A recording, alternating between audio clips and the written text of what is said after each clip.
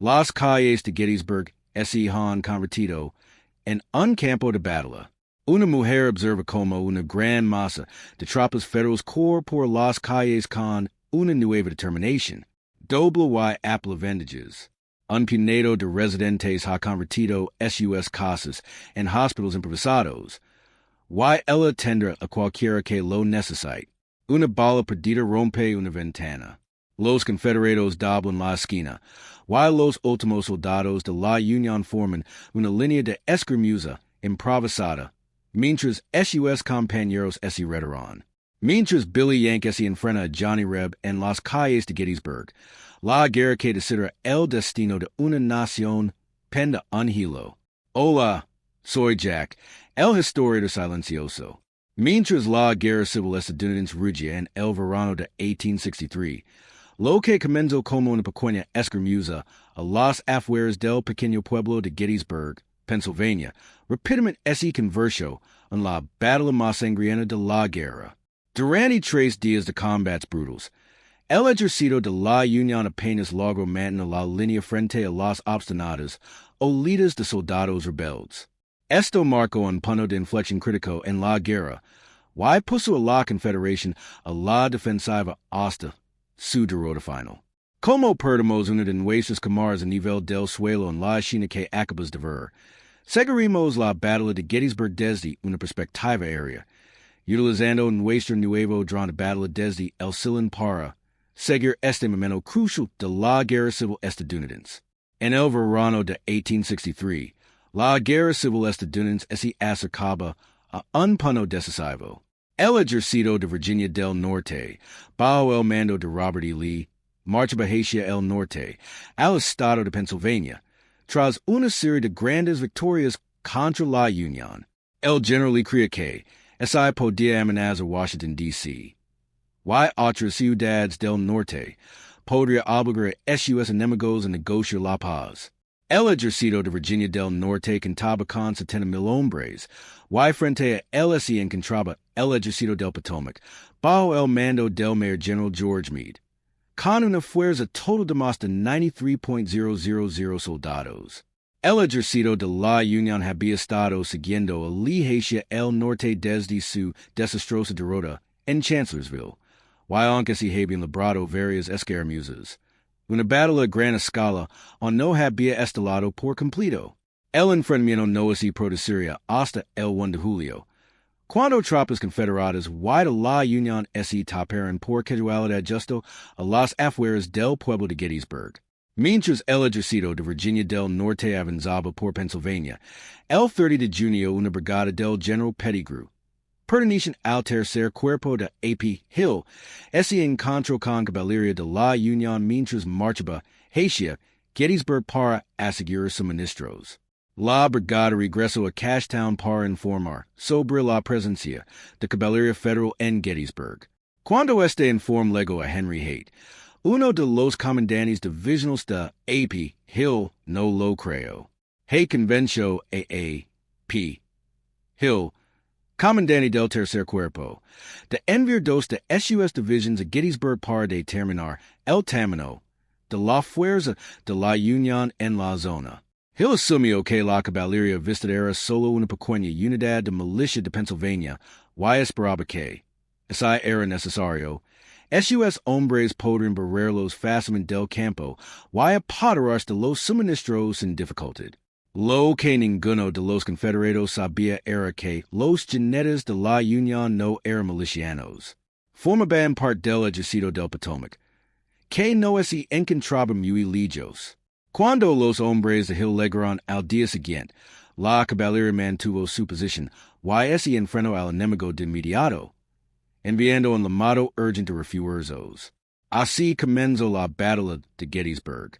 Elementos del primer cuerpo de la Unión llegaron como refuerzos. El general John F. Reynolds, comandante del primer cuerpo, tomó rápidamente el control de la situación y lideró personalmente a la famosa brigada de hierro hacia los bosques de McPherson, hasta que fue alcanzado y muerto por una bala perdida. Con uno de sus oficiales de mayor rango quedó, las fuerzas de la Unión lucraron por mantener la línea. A primera hora de la tarde, el undécimo cuerpo lego para refuerza la defensa, pero el número de confederados también comenzó a aumentar. Los federales resistieron bajo una presión extrema desde el oeste y el noroeste, pero dos divisiones confederadas frescas avanzaron desde el norte, coordinándose con una renovada presión sobre el flanco occidental de la Unión. Para ese momento, 17 brigadas confederadas, con una fuerza de casi 27.000 hombres y lands en contra, alrededor de 22.000 tropas federales. Sin embargo, estas fuerzas están muy dispersas, while el undécimo cuerpo se encuentra demasiado extendido a lo largo del frente norte. Su posición vulnerable queda completamente superada a media tarde, y pronto sigue el colapso de toda la línea de la Unión. Los federales se ven obligados a girar a través de las calles de Gettysburg, con los rebeldes pisando los talones. Algunas tropas de la Unión organizan una retirada combativa, retrocediendo bajo contacto, y sufriendo numerosas bajas, mientras sus compañeros se dispersan por la ciudad. A pesar de tener la Unión en plena retirada, el general Richard Ewell y el general A.P. Hill ordena a sus hombres detener la persecución al norte de Gettysburg, haciendo una pausa para esperar esfuerzos mientras su enemigo se atrinca en el terreno defensivo al sur de la ciudad. Robert E. Lee había instruido a Ewell para que tomara las alturas del sur solos y era practicable, y Ewell evidentemente no consideró que sus hombres fueran capaces, en ese momento, de expulsar las tropas federales de las colinas. Mientras el sol comienza a ponerse en el cielo, ambos bandos se hallan en sus respectivas posiciones, esperando refuerzos y preparándose para los combates mucho más feroces que estaban por venir. El primer día de la batalla de Gettysburg contó con menos hombres comprometidos y menos vidas perdidas que los días sangrientos que siguieron. Pero aún así dio más de 15.000 bajas entre ambos bandos. Aunque la Unión finalmente se vio obligada a retirarse, logró infligir suficientes perdidas a las fuerzas confederadas como para que Ewell no estuviera dispuesto a perseguirlas hacia el sur. Los historiadores siguen especulando sobre lo que habría sucedido si Ewell hubiera intentado tomar las alturas ese día. Pero tal como ocurren los hechos, a las tropas federales se les permitió fortificar las colinas, que mantendrán durante los siguientes 2 días de brutales combates. Cuando el sol se eleva el 2 de julio, el ejército del Potomac se está trincherando al sur de Gettysburg. Han aprovechado el terreno elevado de Cemetery Hill y Cemetery Ridge para formar una sólida y compacta línea defensiva, compuesta por la mayor parte de sus fuerzas, mientras otras establecen posiciones en Culp para asegurar sus flancos derecho y izquierdo respectivamente. A media mañana, la mayor parte de ambos ejércitos ya ha llegado, incluidos 6 de los 7 cuerpos de la Unión, lo que eleva su fuerza efectiva alrededor de 69.000 hombres, desplegados en una línea extendida con forma de anzuelo. El terreno que ocupan es perfecto para la defensa, y presenta un obstáculo formidable para el general Lee y sus 57.000 soldados. El veterano virginiano evalúa la situación del campo de batalla antes de decidir un plan. Mientras sus fuerzas en el norte, bajo el general Ewell, lanzan un pequeño ataque de distracción para fijar el flanco derecho enemigo, el ataque principal golpea el extremo inferior del flanco izquierdo de la Unión.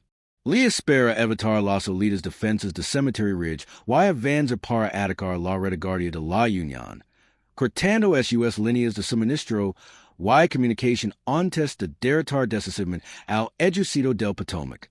Sin embargo, mientras Lee reúne sus fuerzas, la Unión sufre un revés casi fatal incluso antes de que comience el combate. El general Daniel Sickles, comandante del tercer cuerpo y esposo muy devoto, había desplegado a sus hombres en una línea compacta desde el borde de Cemetery Ridge hasta Little Round Top, siguiendo las órdenes de Meade. Pero Sickles observa que, aproximadamente media milla, 0,8 kilómetros. Frente a su posición, se encuentra un huerto de duraznos, ligeramente elevado, sobre su línea.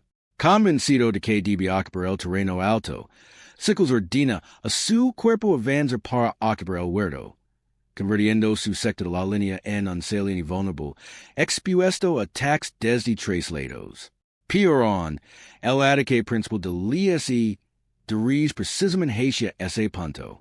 A las 4 de la tarde, la artillería de Ewell comienza a bombardear Powers Hill, while las fuerzas confederadas bajo el general James Longstreet descienden sobre el flanco inferior de la Unión. El tercer cuerpo, excesivamente extendido, de Sickles es atacado por el primer cuerpo confederado en 3 puntos: el Campo de Trigo, el huerto de duraznos, y Devil's Den la colina rocosa de Devil's Den es golpeada primero, cuando 2 brigadas rebeldes cargan a través del bosque para atacar a los defensores de frente, con muy poco tiempo para construir defensas. Los federales no tienen otra opción que mantenerse firmes bajo una lluvia de balas mini y bayonitas. El control de la colina cambia de manos una y otra vez, en una serie de ataques y contraataques que se repiten sin descanso. Un poco más al sur, la Brigada de Alabama, parte de la división del General John Bell Hood, avanza hacia el Round Top, esperando una resistencia menor. La colina está casi completamente desprotegida y, una vez tomada, permitiría amenazar el flanco enemigo. Pero mientras los rebeldes avanzan, una brigada de la Unión del Quinto Cuerpo, bajo el mando del coronel Strong Vincent, corre para ocupar la colina. Vincent liga justo a tiempo y es recibido de inmediato por el fuego de la artillería confederada, organizando aperturamente a sus hombres alrededor de la empanada cima. Estirados a la mitad para evitar ser rodeados, los valientes defensores del lado izquierdo de la colina apenas logran mantener la línea mientras los alabaminos cargan. Ese retirón y cargan nuevamente, incluso cuando los cuerpos de sus compañeros comienzan a cubrir los bosques a su alrededor. Repeler el segundo ataque deja a los soldados de la Unión exhaustos y con poca munición. Las posibilidades de recazar otro asalto son mínimas. Con esto en mente, el coronel Joshua Chamberlain, comandante del 20, de Maine, que ocupa el extremo del flanco izquierdo, decide que la mejor defensa es un ataque aparentemente suicida. Ordena a sus hombres fijar bayonitas y cargar cuesta abajo. Los soldados de Maine se estrellan contra los rebeldes desmoralizados, y su audaz maniobra resulta de. Los alabaminos se dan la vuelta y huyen, asegurando el flanco izquierdo. Sin embargo, el lado derecho del Little Round Top sigue bajo amenaza, con la brigada de Texas presionando con fuerza contra defensores gravemente superados en número. Strong Vincent resulta mortalmente herido y la Maria Paris volvers contra la Unión, hasta que llegan más refuerzos federales y lanzan otro audaz contraataque, haciendo huir a los texanos.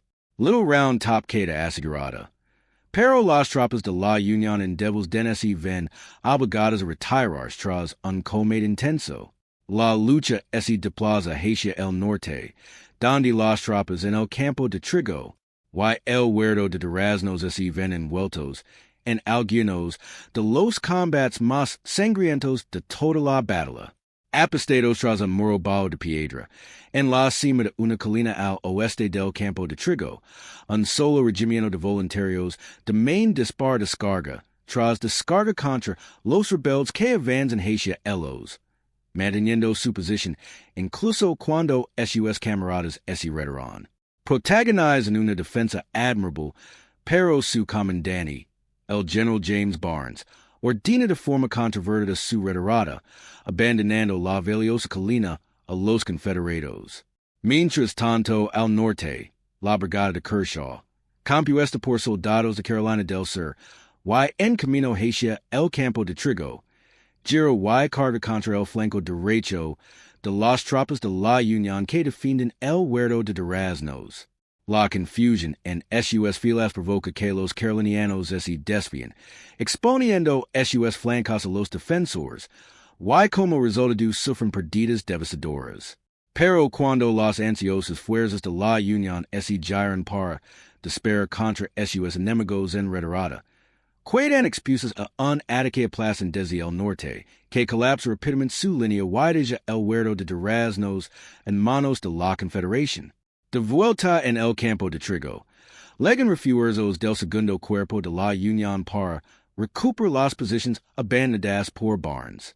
Sin embargo, antes de poder consolidar sus avances, tropas rebeldes cargan desde el huerto de duraznos capturado y se apoderan del campo una vez más. Aún más fuerzas federales refuerzan el sector al sur del Campo de Trigo, pero los confederados en Debelsden flanquean a las dos brigadas que avanzan, obligándolas a retirarse hacia Little Round Top.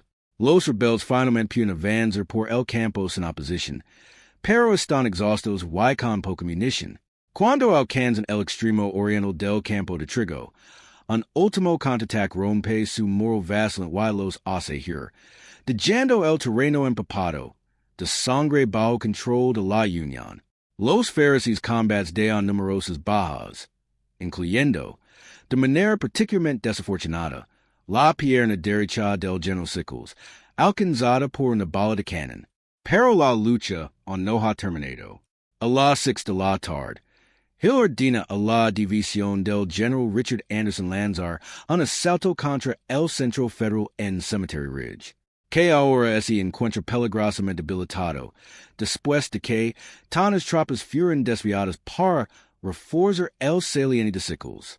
En un momento dado, los confederados alcanzan Cemetery Ridge, pero el general Winfield S. Hancock, comandante del segundo cuerpo de la Unión, logra reunir suficientes hombres para recazar el ataque.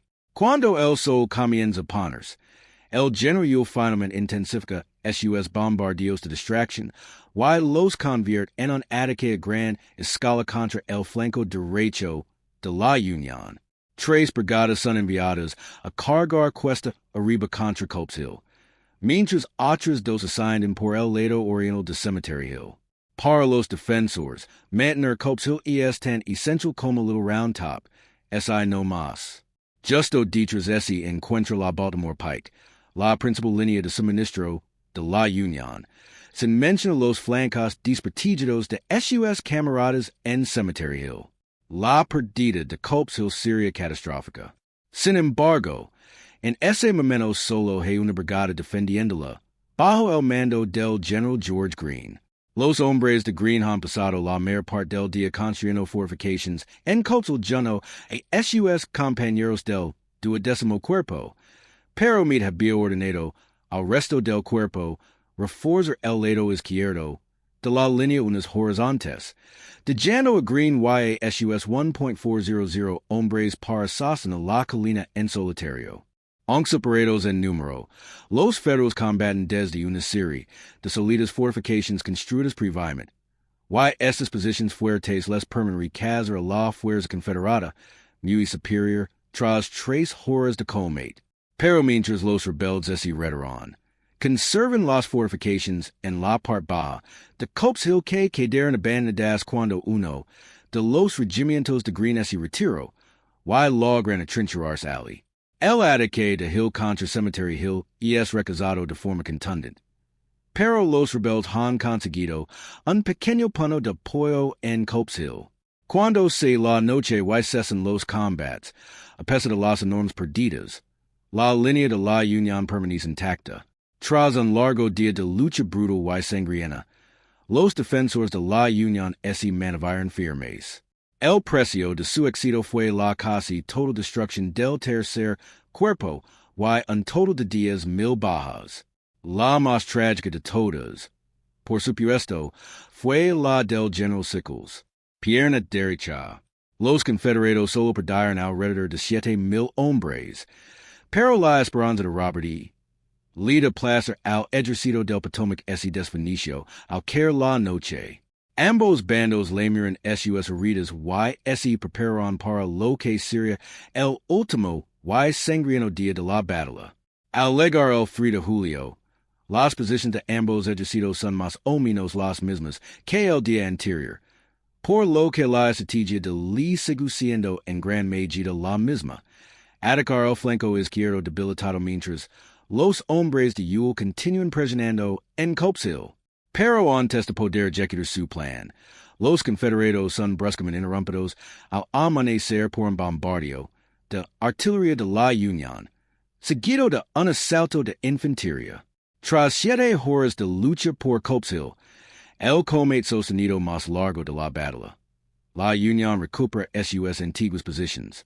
La línea defensiva no solo queda restaurada, sino que ahora es más fuerte que el día anterior.